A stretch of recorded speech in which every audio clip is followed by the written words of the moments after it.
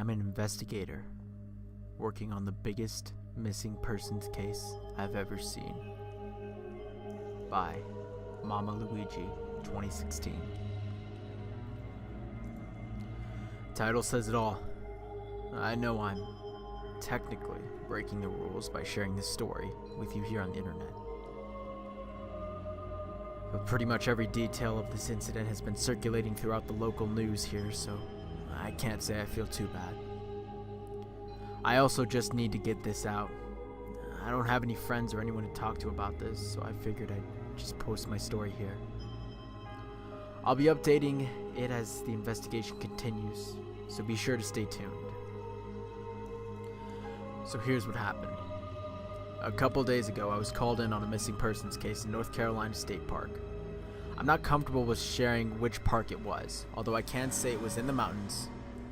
I expected just a simple kid wandering off and the parents couldn't find him case. I've worked a million of those time and time again. But when I got to the park, I found the situation was much, much worse than they had made it seem over the phone. Apparently, the story they had told me went like this. Every year, Calvary Baptist Church, a tiny church located a few miles away from this park, embarks on a 2-day spiritual pilgrimage to the park. The church has only around 40 or so members, and usually everyone goes along for the trip. The trip simply involves an all-day hike, then a stay at the park's campground, followed by another day of hiking before the congregation returns to the church. I was told the church had been doing it every year since the park opened way back in 1962, although the church has been around for much longer. The pilgrimage aspect comes from the members of the church often stopping along the hiking trail to admire God's creations and to pray about it or something like that. Only this year things went horribly different. I was told by the head park ranger that the group had checked into the campground around 9 in the morning on Saturday, set out camp, and then went off to hike one of the trails. The group came back to a large picnic gazebo they had rented about 2 o'clock to eat lunch, then hike some more. The last time anyone saw them was around 4 o'clock, when they started to hike the trail that led to the mountain's summit to watch the sunset. The lead ranger told me it was something they always did, and they usually settled into camp around 7. Except they never made it back to camp. They never came off the trail at the end of the day. They had simply vanished. The trail they were hiking on was long, but not difficult. It had a few hazards. Ranger had been combing every inch of the trail all day for the past few days looking for signs of a struggle, but they found none. No signs that they set up camp somewhere, no signs of split up, no trash, markings, nothing. It was as if they just decided to wander off in the woods and never came back. After hearing this, I reminded the ranger that the park is literally surrounded by civilization. I assured him if a group this large suddenly decided to climb down the mountain some other way, someone in one of the little towns at the base of the mountain would have noticed. After letting the other rangers show me around, I felt I had everything I need to begin the investigation. That was over a month ago, and so far I haven't found jack squat. I had my team comb over the whole mountain, checking each area that seemed like it would have a likely good impromptu campsite. But we found nothing. We couldn't find even a single trace of this massive group anywhere on the mountain. We thought we had a lead when we found a chick gospel tract off the side of the trail they'd vanished on, but the lead ranger told us a couple of street preachers come up to the park once a month and leave them everywhere, and that he had never seen Calvary Church hand them out. So that's all I have for now. I know I can get into trouble for posting this, but I need to get this off the chest. The investigation is ongoing, and I'll post an update if any new leads come up. Goodbye till then.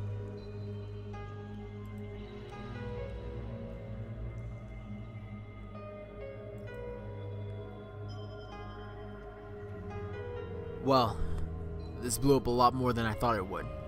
Today I have some good news. Today we found them. But as cold and as heartless as this may seem, I really, really, really wish we didn't. The first tip came in yesterday morning. A farmer who owns a rather large patch of land about 30 miles west of the park called that he found a Bible with the name of one of the church parishioners in it in one of his fields. We went out and immediately examined the evidence presented to us. Sure enough, the guy wasn't bullshitting. The Bible had the name of one of the pastor's children written in big red letters on the front page. The Bible itself was in rough shape. Its back cover was missing, the front cover was scratched into shambles. Many of the pages were torn out of it. It was the biggest clue we had, although it was an immensely distressing one. The torn up state of the Bible implied that there was a struggle involved. Although that was nothing compared to the fact that it was found so far away from where the group had disappeared. We sat the farmer down and asked him a myriad of questions, trying desperately to see if he had any idea how the Bible ended up on his farm, but it was all in vain. He said he never saw anyone try to sneak through his farm, and even if someone did, he must not have been around to see it.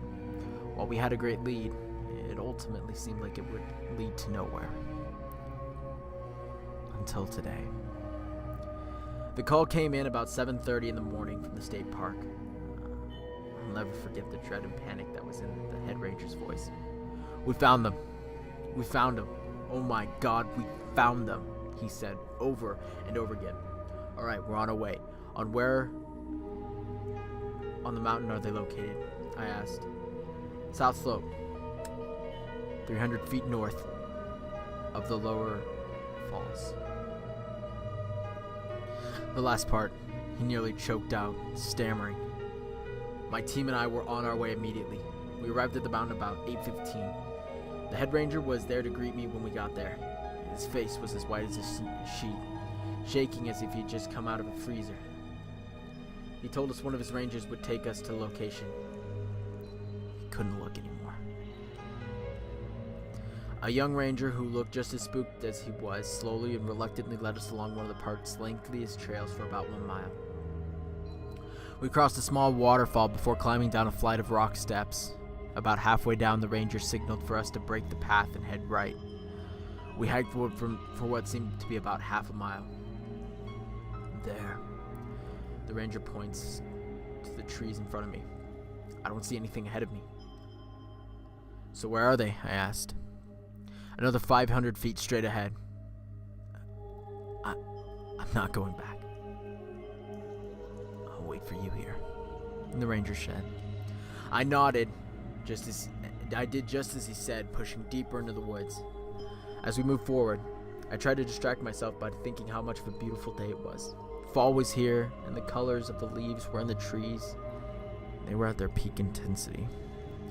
The park was quiet, with only the sound of untouched nature emanating from every direction. I saw the first body about 5 minutes of walking, and then another, and then another. We eventually counted 44, the number of all parishioners attending Calvary Baptist Church.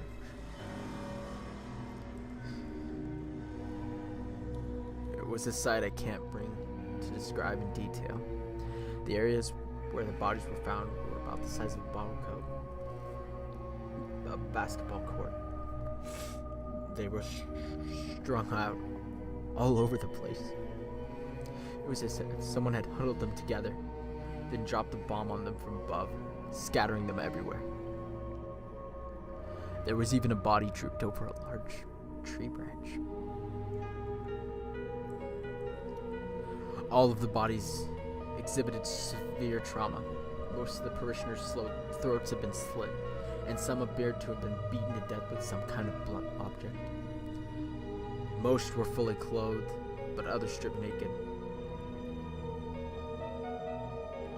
Some of the women, hell, even some of the children.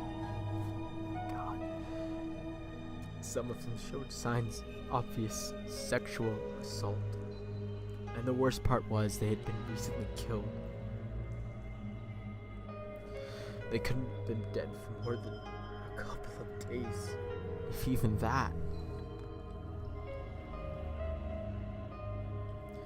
But nothing prepared me for the body of the pastor. He was placed square in the middle of the slaughterhouse, stripped bare of all his clothes. His genitals had been sliced clean off and thrown 10 feet to his right. His large leather pulpit Bible was horribly stuffed deeply into his mouth, its pages soaked in his blood that had come out of his nostrils like a river. His face was puffy and blue from suffocation. His eyes popped out like ping pong balls. I threw up right then and there. The medical team arrived not too long after. After we had stripped each body and searched each one for evidence, we passed them along to the medical team to be taken away. When it came to clues around the site of the slaughter, there were none. No supplies, backpacks, food, or even other Bibles found among the other parishioners. The woods were simply filled with their mangled remains. Taken from the world much too soon. I thanked the ranger for his help before we packed up for the day. Now the real part of our investigation was to begin. This was blatantly a human-caused mass murder. And there was no way some violent animal could have caused the trauma displayed on the bodies. My team and I are going to spend the next few days analyzing all available evidence. We'll head back to the park to look for signs of how they ended up back there, and how on earth that one Bible got so far away. I'll be working on more interviews with the locals here, which shouldn't be too hard. This area is very rural, and there isn't hardly anyone on this part of the state. It helps that pretty much anyone around here knows about the incident at this point. Someone has to know something. I'm hoping for the best. Till then, goodbye.